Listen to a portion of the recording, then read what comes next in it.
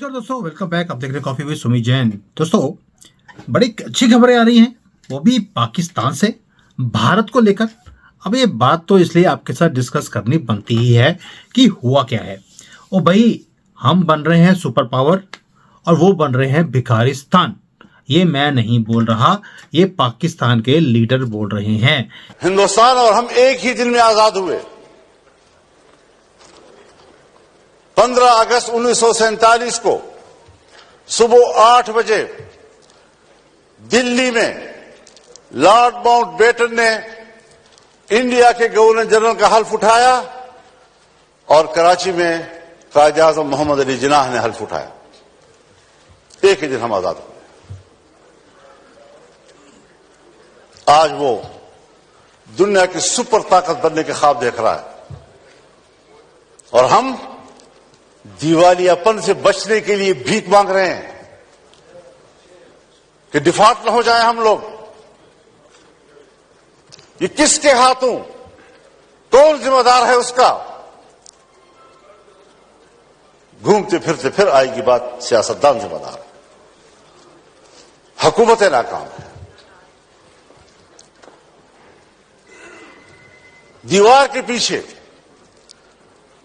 जो कुव्वतें हमें कंट्रोल करती हैं, जिनके बागडोर हमारे उनके हाथ में हैं, फैसले तो वो करें और मुंह हमारा काला करें।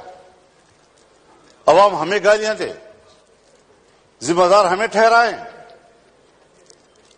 ये कौन सी सियासत कि भारत तो बन रहा है super power, they are aiming to become a super power, और हम अपने आप को डिफॉल्ट होने से भी बचाने में लगे हुए हैं। यानी कि भारत तो तरक्की पे कर रहा है, तरक्की की बातें बोल रहा है, हमने कैसे अपने आप को एक डेवलप्ड कंट्री बनाना है, हम उसकी तरफ ले रहे हैं।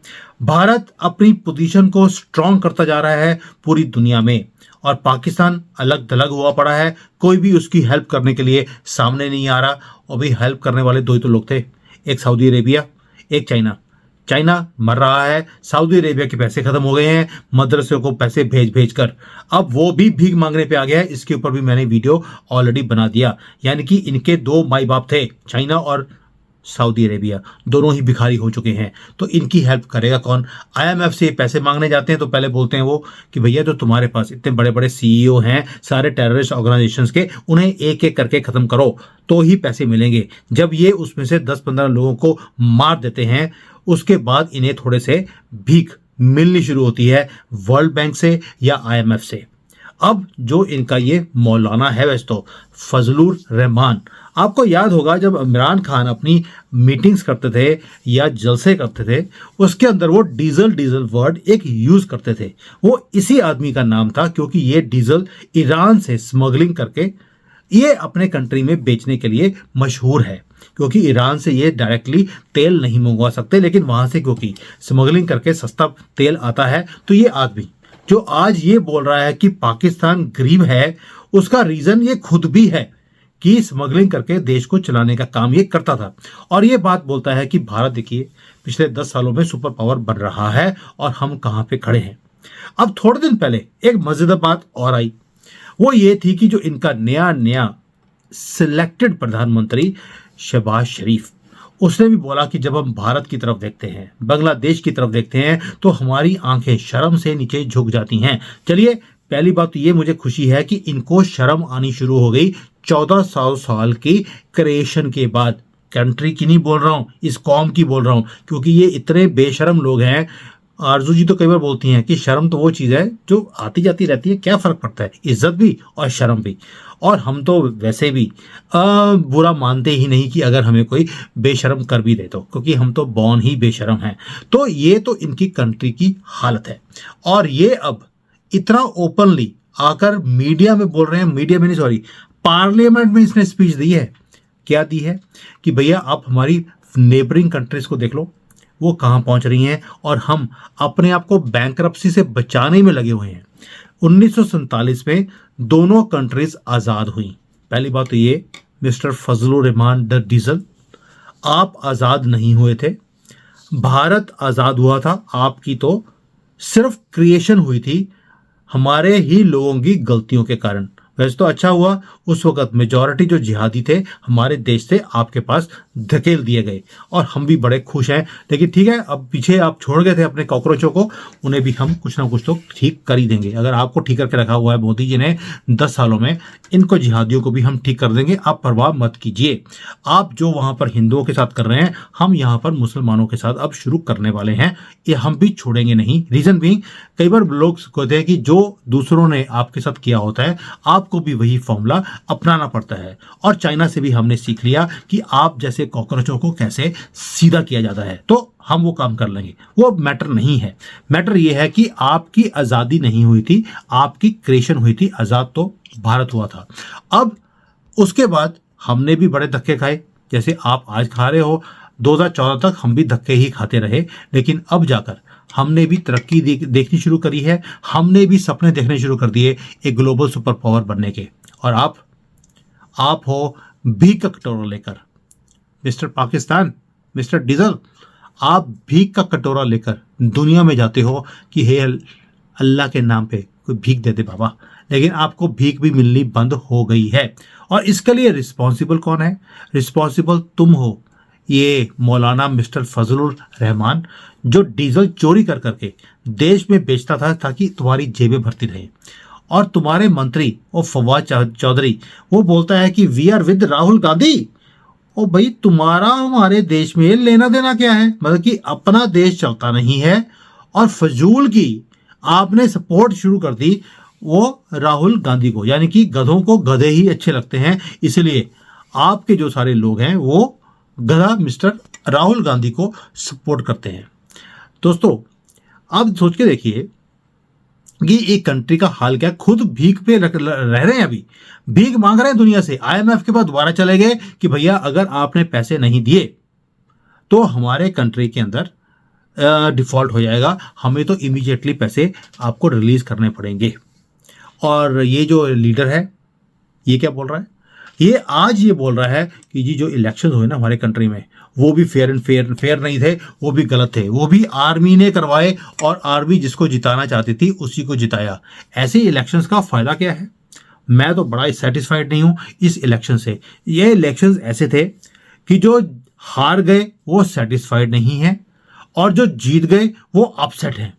भाई मुझे समझ नहीं आ रहा, जीतने वाला भी अपसेट है। यानी कि जीते जो हैं उनको भी लगता है कि इस जो पहाड़ है इस कंट्री का, इसको हम चलाएंगे कैसे? जो भी चलाएगा वो गालियां खाएगा। अब ये गालियां खाने का टाइम आ गया है नवाज शरीफ और उसके ब्रदर शहबाज शरीफ। वैसे तो शरीफ वर्ड है, लेकिन इनकी कौम में कोई शरीफ होता नहीं है, इसलिए इनके नामों के पीछे शरीफ लगा दिया जाता है। वैसे तो तशरीफ रखना चाहिए था शरीफ की बजाय, ताकि आप समझ सकते हैं कि हम क्या करते हैं इनकी तशरीफ के साथ। अब बात आती है इस फजलुर रहमान की। इसने 2-3 चीजें और बड़ी अजीबोगरीब कर दी जो मुझे भी समझ नहीं आई। कल मैंने आरजू जी को इनवाइट किया है इन चीजों को समझने के लिए। उन्होंने एक चीज और बोल दी जिसको बोलते हैं कि सामने देखा कि दूध में मदानी अगर फेरते हैं तो मक्खन निकलता है। इन्होंने तो पानी में ही मदानी फेर दी है और ये सोचते हैं कि इसमें से मक्खन निकल जाएगा। आपको याद होगा कि जब इमरान खान की इतनी ब्यूटीफुल गवर्नमेंट थी जिसने पाकिस्तान के टुकड़े करने के पूरे प्लानिंग कर लिए थे, हमने भी बड़ी फंडिंग भेजी उनको। अब इन्होंने बड़े जलसे करे उसकी गवर्नमेंट को गिराने के लिए। उसकी गवर्नमेंट गिर दी गई, उसको हरा दिया गया, उसको जेल में डाल दिया। अब ये बोल रहा है आदमी दोबारा से आकर, जिसने उसकी गवर्नमेंट को गिरने के लिए सबसे पहला पत्थर इसने रखा था, आज ये बोल रहा है कि पाकिस्तान की जो तारीफे इंसाफ है पीटीआई, इमरान खान की पार्टी, इन्हें जलसे करने की परमिशन दे देनी चाहिए, इनके डेमोक्रेटिक राइट्स इनको दे देने चाहिए और हमें इन्हें रोकना नहीं चाहिए। और अगर आप ये सारे काम नहीं करते तो मैं दोबारा से मार्च करने वाला हूं। यानी कि पहले ये मार्च करता था हमेशा, यानी कि पूरे कंट्री को रोकने की बातें करता था कि पीटीआई को हटा दीजिए। अब ये मार्च कर रहा है कि पीटीआई को रिहा कर दिया जाए। मतलब कि मुझे आज तक ये समझ नहीं आया कि ये गधे 1400 सालों से गधों पर ही रहेंगे क्या? इन्होंने गधों से उतर कर कोई बंदे वाला काम करना पसंद नहीं किया, या जिन्होंने इनकी कौम की क्रिएशन करी थी वो भी गधों पे आए थे और गधे ही क्रिएट करे हैं? ऐसे नमूने ये पैदा करते रहते हैं। यानी कि इसलिए ये जो एक्सपोर्ट भी करते हैं, इनकी जो मेजर एक्सपोर्ट है वो गधों की है। आप समझ सकते हैं कि मैं क्या बात कर रहा हूं। अब दोस्तों, इस बंदे ने एक और चीज उजागर करी जो हमारे समझने की भी जरूरत है। उन्होंने बोला कि जो हमारी कंट्री यानी कि पाकिस्तान जो है इनकी कंट्री है, उसकी जो पूरी बागडोर है वो कुछ लोगों के हाथ में है। ये आर्मी की तरफ इशारा कर रहे थे और जो इनके कोर्ट्स हैं, सुप्रीम कोर्ट हो कुछ भी हो, उनकी तारें भी वही फौजी घुमा के रखते हैं, यानी कि जजमेंट्स उनके हिसाब से आती हैं। अब मैं आपसे क्वेश्चन पूछता हूं, आपको नहीं लगता कि भारत में भी ऐसा ही है कि कांग्रेस का जो जड़ें हैं वो इतनी ज़्यादा स्ट्रांग है, जैसे वहाँ पर पाकिस्तान में आर्मी की जड़ें स्ट्रांग हैं, भारत में कांग्रेस और इनके इकोसिस्टम की जड़ें इतनी स्ट्रांग हैं, जो ये चाहते हैं वही होता है। वो बेशक कोर्ट्स हो, पुलिस हो, कहीं भी हो, सारी जो पॉलिसीज हैं वो सारी कांग्रेस ने अपनी फेवर की बना के रखी हैं। मोमेंट्स की सपोर्ट की सारी पॉलिसीज बनाई हुई हैं, सारी जो इन्होंने नोटिफिकेशन जारी करे हैं वो सारे मोमेंट्स के फेवर में हैं। इसलिए किसी और की आवाज़ उठती ही नहीं है, दबा दी जाती है।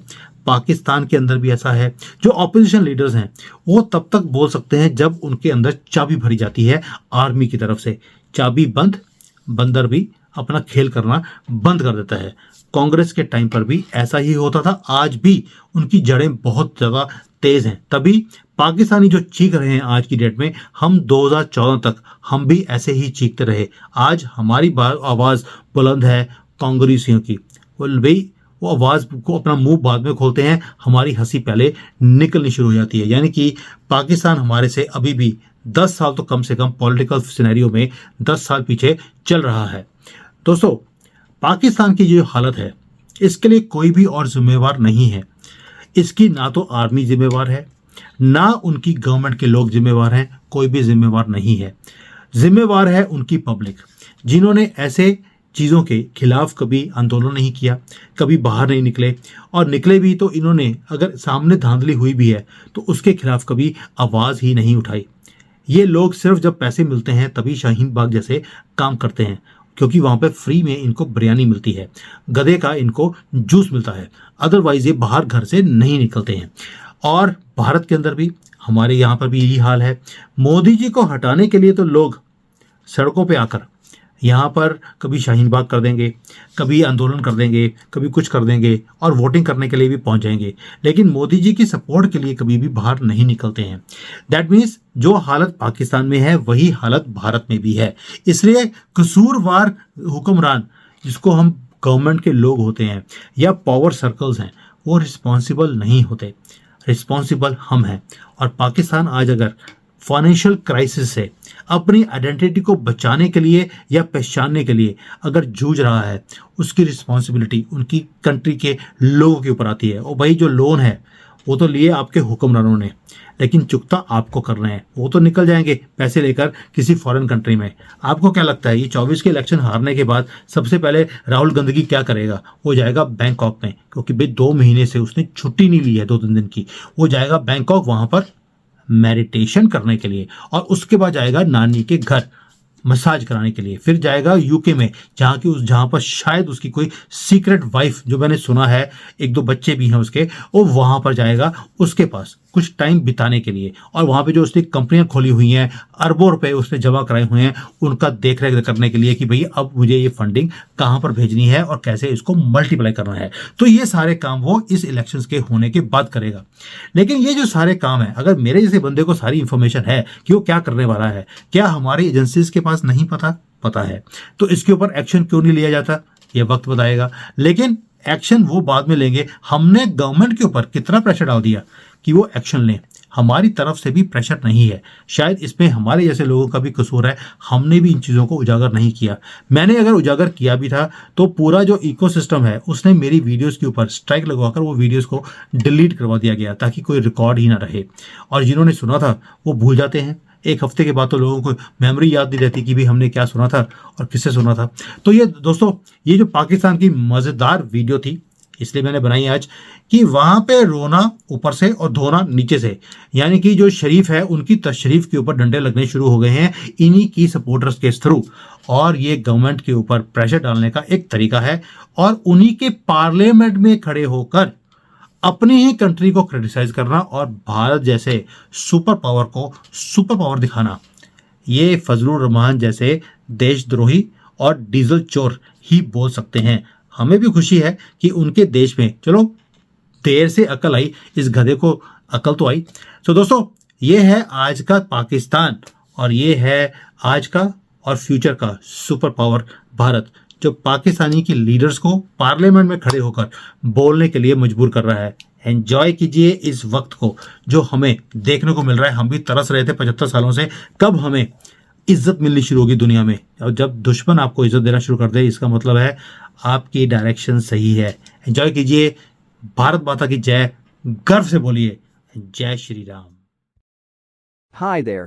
If you liked the video, please don't forget to smash the like button, subscribe to our channel, and activate the bell icon so that you receive all notifications whenever we upload a new video. Thanks for watching.